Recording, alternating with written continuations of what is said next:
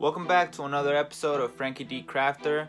Today we're going to be talking about some tips that I wish I knew from the beginning that helped me improve my crafting game. The first tip is to take on a project that's easy. This is a tip for beginners obviously, but I think it tackles two problems that new crafters run into. The first problem is they take on a project that's too hard for them.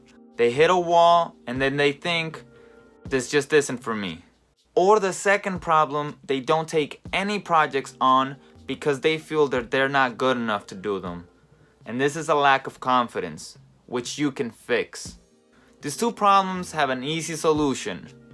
You wait until you level up, take on the easy project first, and then once you're high enough level, you take on the Cthulhu projects.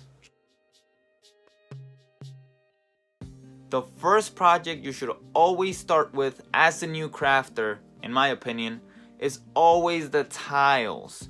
There's a lot of help here on YouTube if you're looking to find out which styles you want to make your tiles.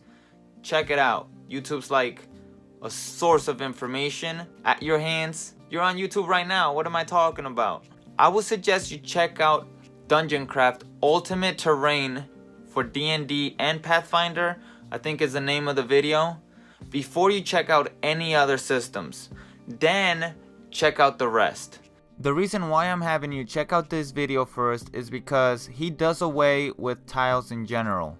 What he tells you to do is basically build one huge tile and then treat it as if it was your dungeon as a whole. It's a really cool concept. Check it out. And as I was finishing up this video, he put up another video that goes into making different ones for different encounters, like outside. It's just, definitely check it out. It's cool, and the timing couldn't have been better. But if you prefer a more modular style of tiles, check out these other YouTubers. Craftnix, Thedungeonmattster. There's a lot of YouTubers that have good tutorials on tiles. And if you want, you could also check out my modular docks.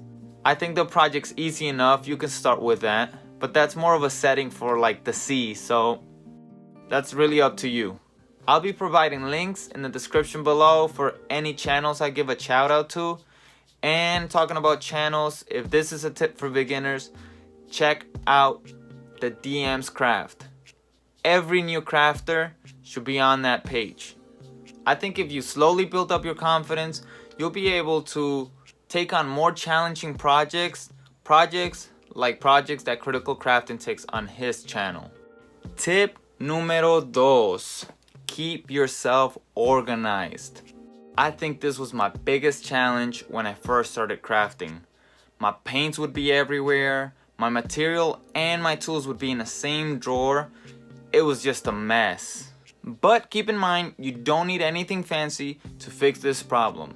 I fixed my issue by making shelves out of cereal boxes and mailing boxes, and now I can get to my paints easy, no problem.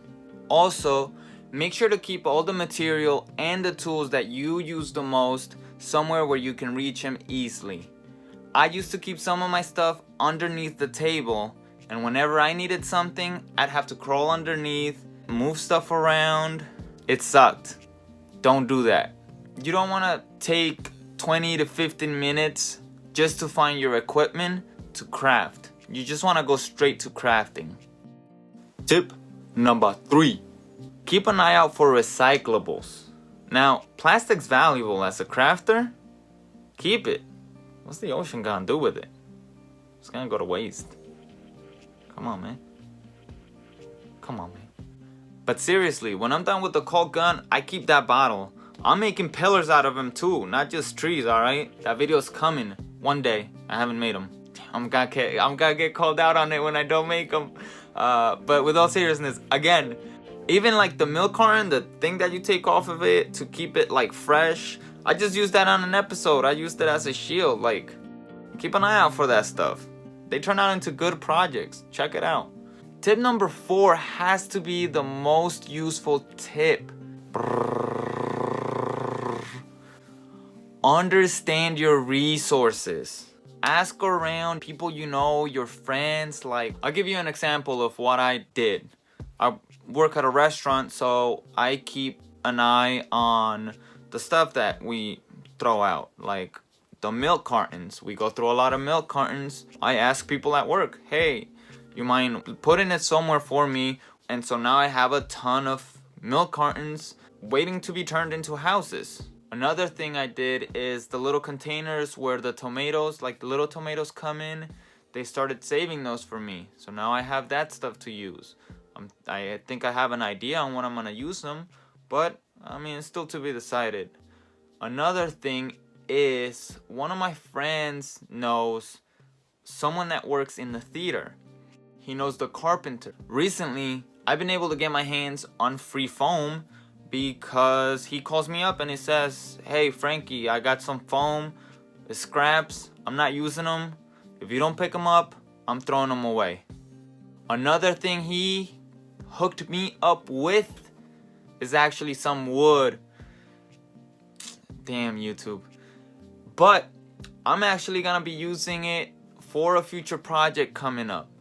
And I'm very happy because my players are little excuse balls, alright? So they haven't been rolling well.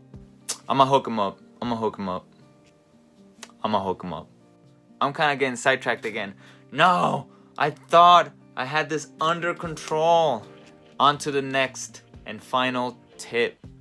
The final tip is be nice to other crafters. I don't care how much experience you have. I don't care how much experience you don't have. Just be nice to everybody because I